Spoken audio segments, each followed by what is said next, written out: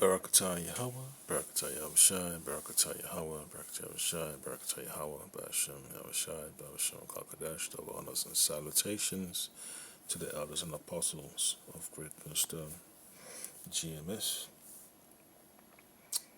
the Akim Aqua, from the four corners of the earth, holding on in sincerity and in truth to the gospel of the Lord and Mashiach Yahushai in these days and times, with diligence of mind, this Balaam Nasha, DC Camp, show the lesson for the hope for elect. So ever since the U.S. Supreme Court has given the green light in support of gerrymandering, all these states are just falling over themselves, man. To redraw the maps of different municipalities, and it's causing people to be upset when their vote is not being recognized as valid because they keep on getting attacked, you know, from the political perspective. That's just what Esau does, man. He crafts his legislation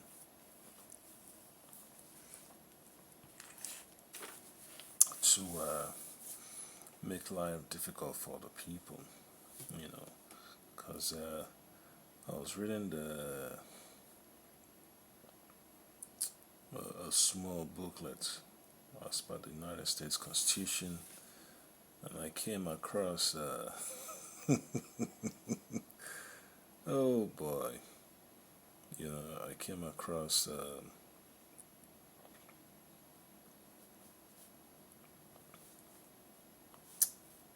a portion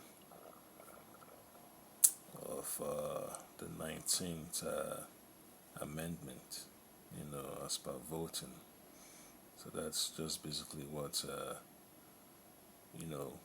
lot of people are desiring to have their vote counted. One man, one vote, one woman, one vote.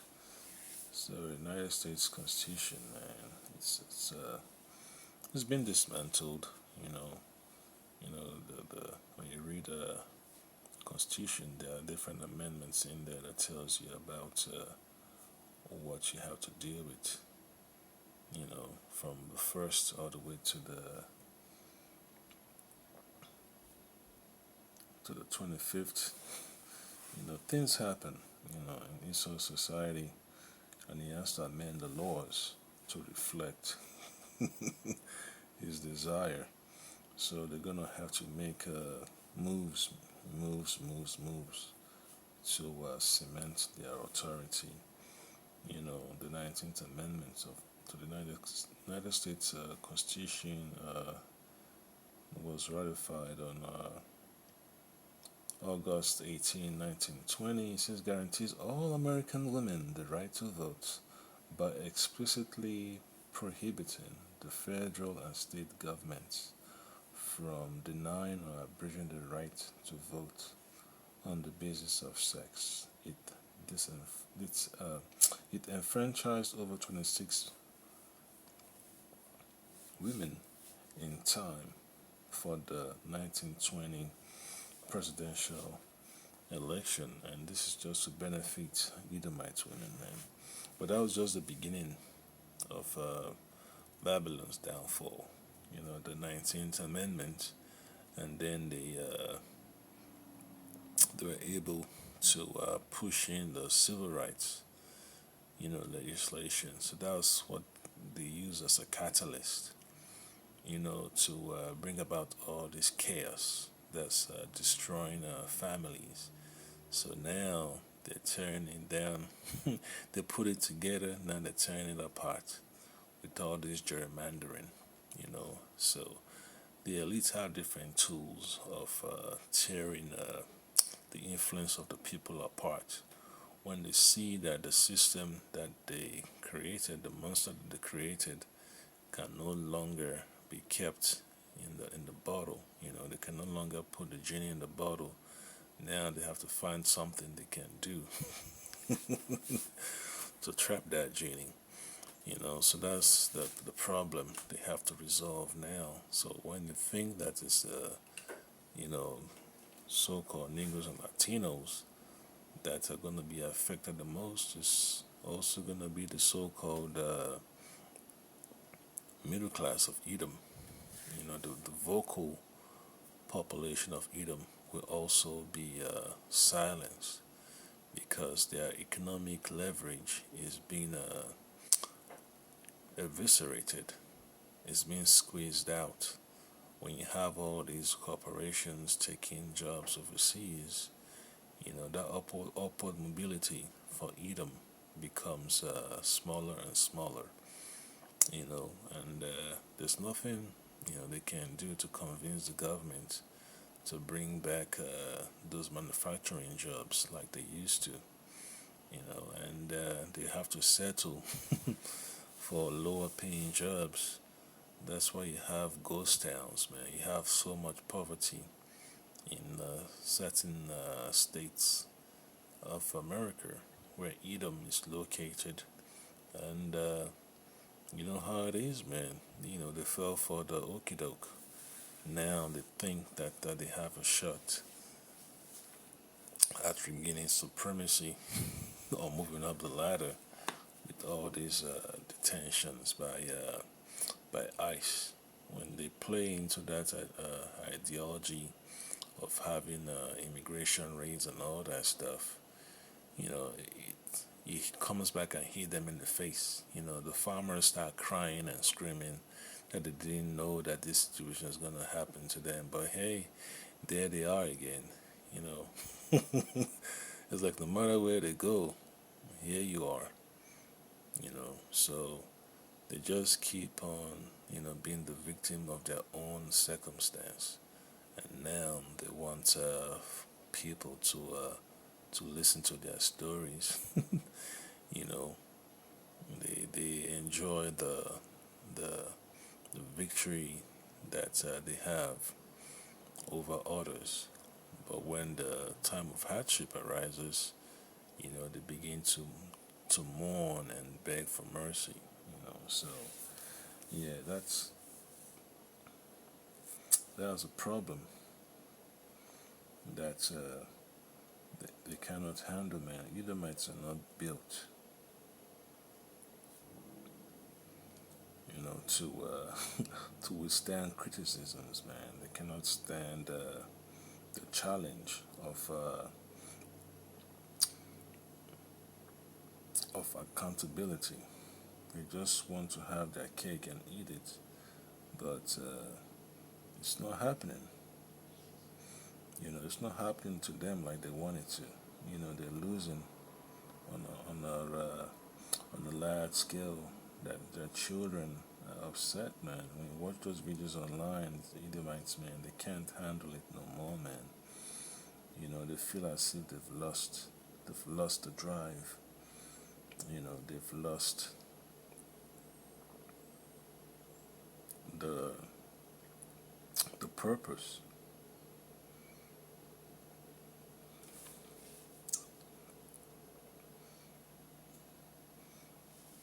of their existence. They've been swept up in a hail of storm that they created. All right.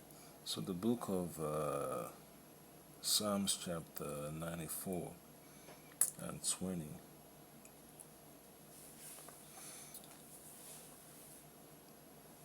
says, "Shall the throne of iniquity have fellowship with thee, which frameth mischief by law?" Yeah. So the seat of power of Esau, cannot have any meaningful uh, bargain with the Lord. Okay, despite all the legislation they keep on passing to strip Jake of social benefits, social assistance and all that stuff, it's just a problem. They make everything so hard for Jake to move forward. And when Jake becomes mentally unstable, They throw them in a facility and use them as free labor. So that's why they keep on attacking Jake. Through the music industry. You know, that's just what they want. They want Jake to just be puppets. To just be a tool of marketing. They want Jake to just be a consumer from the cradle to the grave. That's the problem that Jake has constantly endured, man. The never-ending attack on their existence. It's mind-boggling, But end of the day, man, it's always about the elect being delivered. You know, being delivered. That's the problem that the elect has to address daily.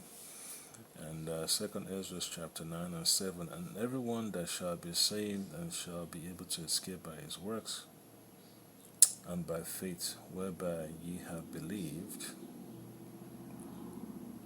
shall be preserved from the said perils, and shall see my salvation in my land and within my borders, for I have sanctified them for me from the beginning. Yeah, so the Lord is preparing a way out of Babylon for us, man, because chaos, chaos is always in the midst of Babylon, man. There is no stability for the people. So I'll play this video real quick.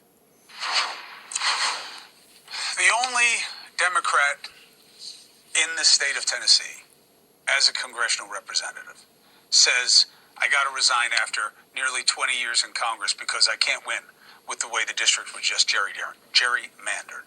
His name is Steve Cohen, and he represents Tennessee's 9th district, which is a majority black district, or was. And he joins us now. Yeah, so they say majority black district. So when they redraw the lines, that dilutes the power, you know, of the people. But it's just an illusion. It's just an illusion. When you've trained people like mice to operate a certain way, to behave a certain way, then it's easy to draw the lines around them, the psychological lines. And when jakes keep on participating in this left-right paradigm of politics, they are trapped either way to vote. If they're voting or Republican, they're gonna have to redraw the maps. If they're voting more Democrats, they're gonna have to redraw the maps. If the population of Jake is increasing and they're moving up in power, to all these elected positions, then they're gonna have to start cutting back funds, federal funds, all that stuff. The so-called social safety net. Yeah, so it's a constant struggle for Jake to uh, to be in this society of Esau, man. It's just a constant problem they have to continually deal with, So yeah, this politics, man. It's a what you call it's a game for zombies, man. It's a zombies game. The governing structure is not based upon righteousness. It's based upon an unjust balance. So when you read the scriptures, it tells you exactly, what you're going to be dealing with. Proverbs 11:1, a false balance is abomination to the Lord, but a just weight is his delight. So when you have a false balance in society, it causes so much stress for the people, so much division and chaos that there is no peace of mind, there is no rest for the people. Folks just gotta keep on changing the address every now and then, looking for opportunities the employer shuts down their manufacturing plants. Now the folks got to move to another location just to be close to work and all that stuff. Like they keep chasing a job from one locality to another. All right, and then they bring in cheap labor from a foreign land. So that dilutes the earning potential of the people. Steve, how are you doing? I'm upset by this. I think it's really bad for the democracy, and I'm a fan of yours. So I don't like it. And I don't get the criticism of stand and fight. Why would you fight when they change the district and there aren't enough votes for you to win? That's silly. But I just wanted to give you a couple of minutes to tell people what you think this means for the democracy. Where are we? Well, the House of Representatives is the people's house. And theoretically, people are elected from districts that are compact and have common interests, and that a representative can serve because the areas, and sometimes they have to be longer because of smaller population bases, but they should have districts that have things in common. What the Republicans did, and the Democrats did a little bit in response, is to try to get an advantage this year. Mid-decade redistricting is almost never done. And Tennessee had a statute making it legal since 1971. The first thing they had to do was to repeal that statute that had been on the books for 54 years, because Donald Trump called the governor of Tennessee and said, I want one more seat. And the governor complied. The governor's term limited. He didn't have a job come January. He didn't want to go back to the heating and air conditioning business. He wants to get a job from Donald Trump. So that's what happens, man. That's what happens. Yeah, so that's how fragile a society is, and it's vulnerable to corruption. So when you think, that things are going well, just look at the landscape of politics. It's a mess. Deals after deals after deals after deals, shady deals. You know, so much corruption, influence peddling that the people are just upset that they do not even want to participate in elections anymore because they see the sham, they see the scam. Yeah, so it's annoying. But end of the day, man, that's just the way the Lord has set it up, man. That the people are just gonna lose interest in in their so-called government. They have no faith in their government. The drama that they're gonna have to deal with. It's not worth it. It's not worth it since you have all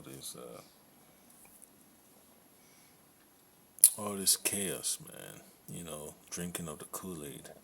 When Jakes keep on participating in all this, what you call it, American Pie agenda, this is what happens. Eventually, the owners of the show will have to rearrange the seats. So that's why, the Mosai is just, shaking the kingdom of Esau, man. Basically shaking Jake out of their comfort zone. All right. So Isaiah 30:1 says, "Woe to the rebellious children, saith the Lord, that take counsel, but not of me, and that cover with a covering, but not of my spirit, that they may add sin to sin." So our people continue to adopt this idea of being Americans and all that stuff, it's holding them behind. It's putting them in a bad position.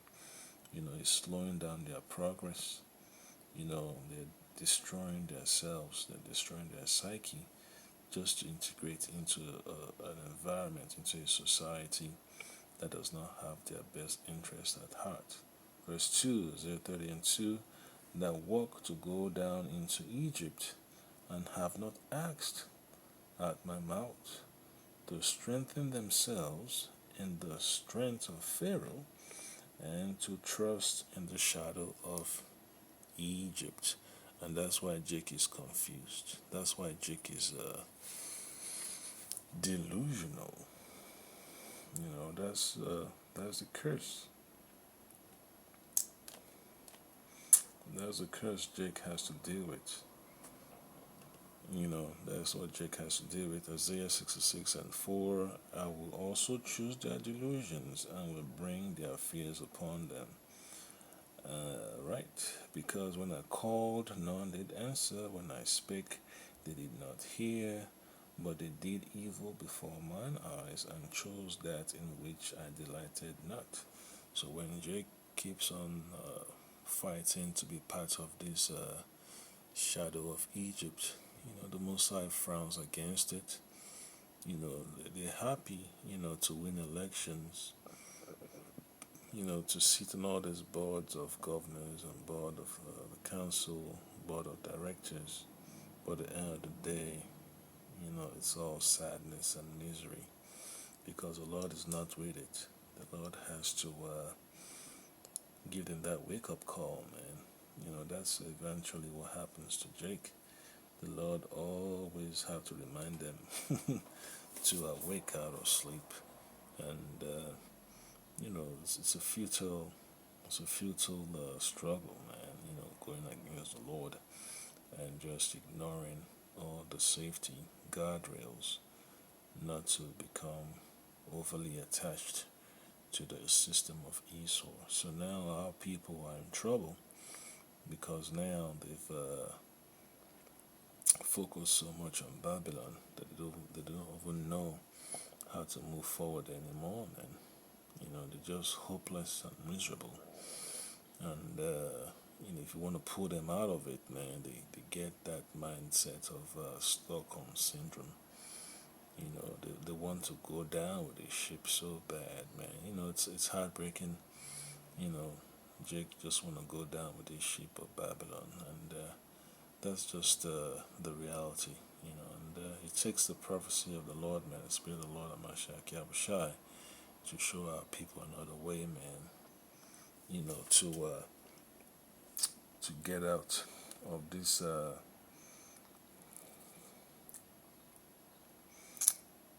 chaos,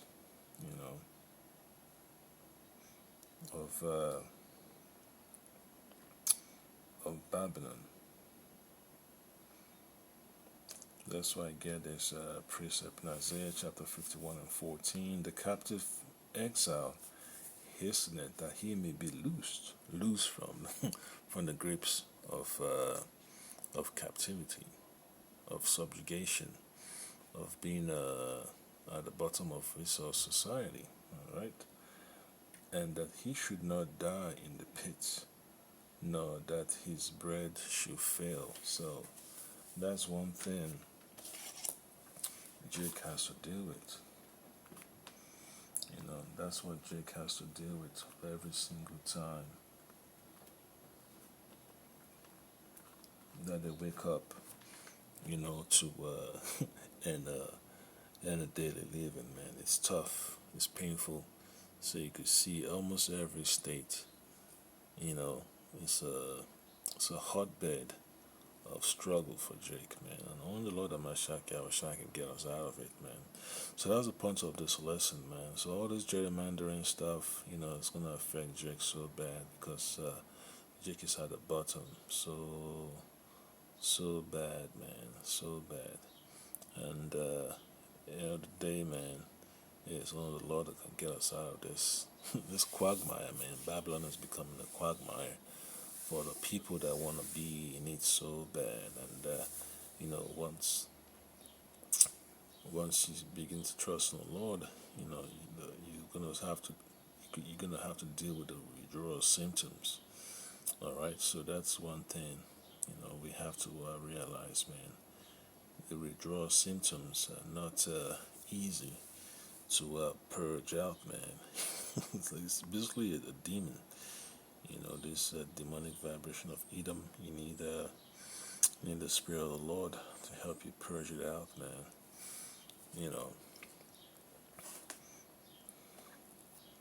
That's what you need. That's what we need in these last days. So this is Psalms 119:9, where we're told, shall a young man cleanse his way by taking heed thereto, according to that word.